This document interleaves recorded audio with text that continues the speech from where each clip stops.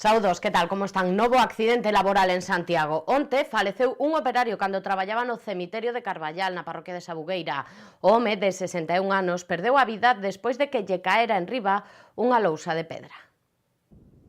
Un home de 61 anos falecía onte neste cemiterio de San Xulián do Carballal na parroquia de Sabugueira. Trátase dun operario que se atopaba traballando nas obras de ampliación do Camposanto. O parecer a morte produciuse despois de que quedara aplastado ao caerlle enriba unha lousa de pedra de gran tamaño que estaba a colocar para a construcción de novos nichos. Os efectivos sanitarios desprazados ao lugar, unha ambulancia asistencial e o helicóptero medicalizado, nada puideron facer por salvarlle a vida. Se onte era o BNG quen lle pedía ao goberno local que actúe para evitar que as estatuas do mestre Mateo volvan ás mans da familia Franco, hoxe o PP sumábase a petición. Agustín Hernández cree que Compostela Aberta debe facer todo o posible para recuperar as figuras. Unha vez rematou a exposición do Museo da Catedral e Abraham e Isaac serán devoltas nos vindeiros días á familia do ditador.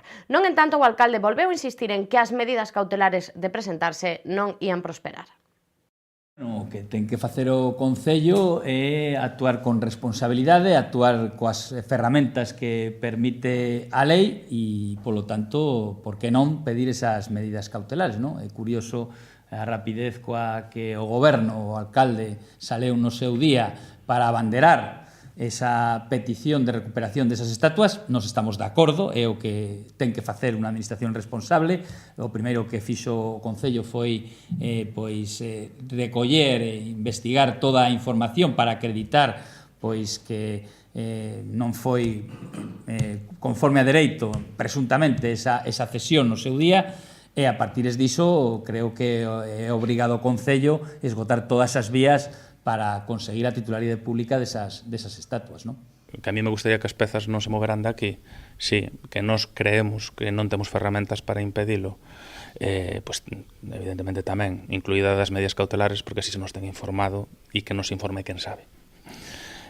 Vale, entón, bueno, estamos nesas. Que nos vamos a abrir unha vía de negociación ca familia Franco? No, o digo aquí xa.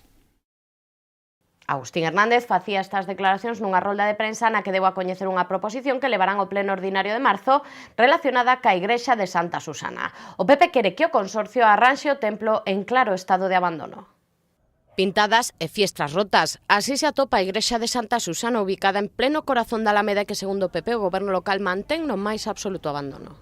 A permisividade do goberno municipal co vandalismo, a verdade é que algo que nos preocupa e que ten consecuencias económicas para todos os veciños e para todas as veciñas. A verdade é que é sorprendente o desinterese do grupo do goberno municipal por un conxunto histórico que é unha evidente referencia da nosa cidade, que ten un importantísimo valor. Estamos a falar dun referente arquitectónico dos séculos XVII e XVIII. Os populares levarán ao pleno ordinario unha proposición na que piden que o Concello firme un convenio ca igrexa para a cesión do edificio anexo ao templo e para o mantemento do mesmo. Na iniciativa o PP proporá que sexa o consorcio que poña en marcha unha rehabilitación integral da Basílica. Hoxe cúmprense 15 días laborais ou 20 días completos dende que comezara a folga do persoal de xustiza. Hoxe foron recibidos polo alcalde varios dos representantes dos funcionarios. Coas negociacións rotas dende hai unha semana e 3 semanas de paro, co correspondente caos nos xulgados, os representantes dos sindicatos de xustiza foron recibidos este mediodía no Pazo de Raxoi. O alcalde quixo así amosarlles o seu apoio ao entender que as súas demandas son xustas. Así as cousas, o número de xuízos suspendidos achégase aos 10.000 en toda Galicia e o seguimento ronda o 80% en Santiago coa suspensión de 40 vistas cada día. Dende o Comité de Folga piden máis transparencia nas negociacións e que se dea cumprimento aos acordos parlamentarios. Nos o que pedimos é luz e taquígrafos, transparencia, cumprimento dos mandatos parlamentarios, que é o que está aí, negro sobre blanco, e cando eso se faga, o conflito rematará. E iso é unha cuestión de vontade política. A vontade que non demostra Alfonso Rueda, que non sabemos, como acabo de decir, a que se debe. Si é pola sucesión de Feijóo ou polos problemas que podan ter dentro, as liortas que podan ter dentro a tales momentos o Partido Popular. Saiban, ademais, que en marzo comezan as actividades formativas do Centro Xove de Almáciga. Serán 10 cursos de disciplinas tan variadas como guitarra, escritura, fotografía ou autodefensa persoal. Esta tarde ábrese o prazo de inscripción que remata o vindeiro venres para os cursos de formación que se desenvolven no Centro Xove de Almáciga de cara ao vindeiro trimestre. Ofertaránse entre 150 e 200 prazas para rapaces de entre 16 e 35 anos. Os cursos previstos son 10, que van dende danza e música ata escritura ou defensa persoal. Todos os talleres serán de balde e os que acudan o 80% das clases recibirán un certificado. A novidade desta convocatoria é un curso online. Vamos a lanzar tamén o primeiro curso online, a ver que tal funciona entre os meses de marzo e de xuño. É un curso que é gratuito a través da propia página web do Centro Xove, que foi renovada, por certo, recentemente, a página web. Non dito curso, pois, bueno, vai a tratar un poquinho de achegarse tamén ao público a través dunha plataforma que está sendo demandada noutros espacios onde se ofertan cursos, que é a través do online. Non todos estes cursos son subvencionados, como digo, pola Consellería de Mocidade, polo tanto a inscripción non ten custo, é dicir, son todos de balde, e ata completar aforo.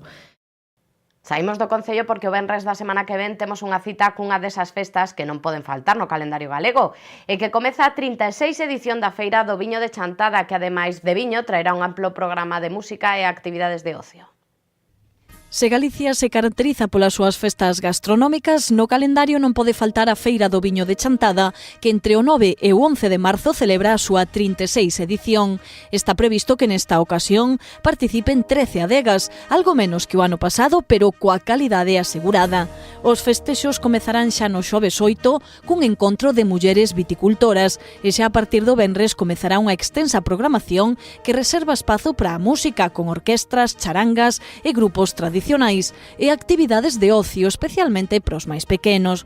Ás 8 da tarde do venres quedan abertos os stands no recinto da feira e o pregón celebrarase o domingo á 1 da tarde. En canto ao tempo, haberá un empeoramento importante nas vindeiras horas que podería deixar folerpas en Santiago de madrugada. As baixas temperaturas previstas para as vindeiras horas xunto a Cabo Rasca que entra esta noite poderían deixar nevaradas na cidade. É por iso que no Concello está previsto un dispositivo especial no que se dobrarán os efectivos da Policía Local. Hai 3 reforzos fundamentais. Por parte da Policía Local dobranse o número de patrullas que hai nocturnas. Serán 6 nesta noite, ademais de persoal de reforzo na sala de pantallas que a que atende as incidencias en protección civil. Hai un retén de 6 persoas. Tamén toda a noite pois, a disposición do que seña necesario. Está o dispositivo de Urbaser, que é a que se encarga de botar o sal nas zonas conflictivas, sempre coordinada ca Policía Local, e logo as empresas concesionarias de auga, de parques e xardíns e de alumeado tamén están pendentes co seu persoal por subir algunha incidencia. Temos preparados máis de 7.000 kilos de sal por si son necesarios, que probablemente señan necesarios porque van a descender moito as temperaturas, no momento que xa empezou a chover, así que é moi probable que xei e como di, pois as partes meteorolóxicos que neve tamén. Saibamos entón a predicción completa para os vindeiros días da man de Meteo Galicia.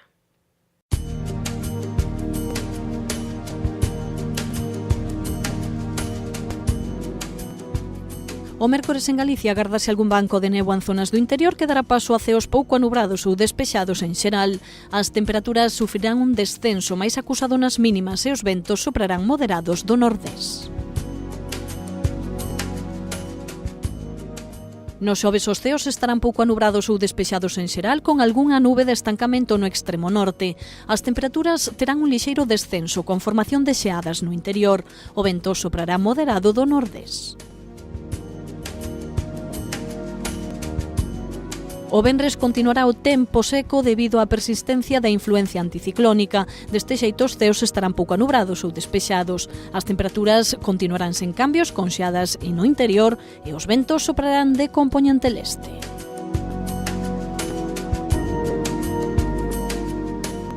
O mércores en Santiago comezaremos a xornada con néboas matinais que darán paso a ceos despexados. As temperaturas baixan, sobre todo as mínimas, que quedarán en 4 graus. O xoves continuaremos con tempo estable, así agardamos ceos despexados e temperaturas baixas. As mínimas non superarán os 2 graus. Mais do mesmo para o venres, con ceos limpos de nubes, as temperaturas continuarán sen apenas cambios significativos.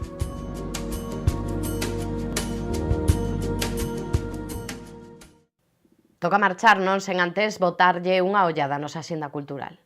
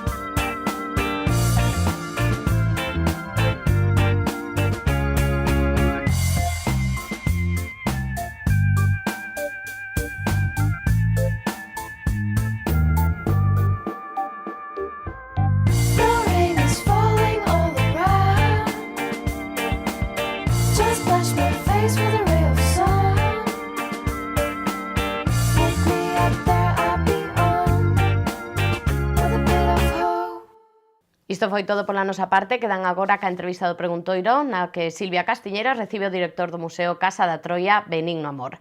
Nos volvemos mañá con toda a información. Que pasen unha feliz xornada.